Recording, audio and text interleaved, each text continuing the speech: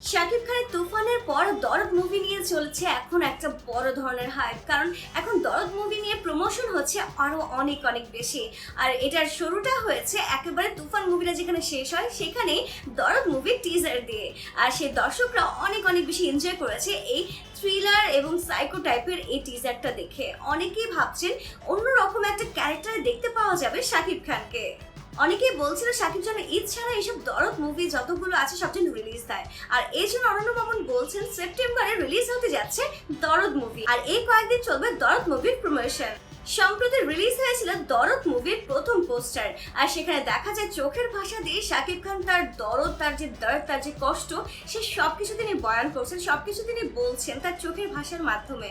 সেখানে আমরা দেখতে পেয়েছি শাকিব খান একেবারে নর্মাল একটা লুকে ছিলেন, নর্মাল একটা গ্রামীণ পোশাকে ছিলেন, তার চুলগুলো ছিল এলোমেলো, অন্যরকম একটা দেখতে পাওয়া গেছে আমাদের এই শাকিব খানকে।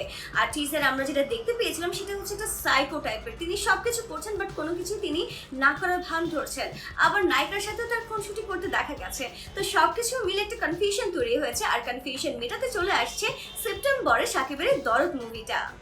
আর খুব শীঘ্রই দরদ মুভির এই গানগুলো রিলিজ দেওয়া হবে। জানা গেছে 6টি ভাষায় রিলিজ হতে চলেছে শাকিব খানের এই দরদ মুভি। প্যান ইন্ডিয়ান এই মুভিটির প্রমোশনও হবে অনেক জোরদার, আর শাকিবিয়ানরা রয়েছে অনেক অনেক বেশি ওয়েটে। তাহলে বোঝাই যাচ্ছে এই মুভিটাও হতে চলেছে ব্লকবাস্টার হিট। তো ডিয়ার ভিউয়ার্স, শাকিবের এই দরদ মুভি নিয়ে আপনার কি মন্তব্য অবশ্যই তা কমেন্টস করে জানাবেন।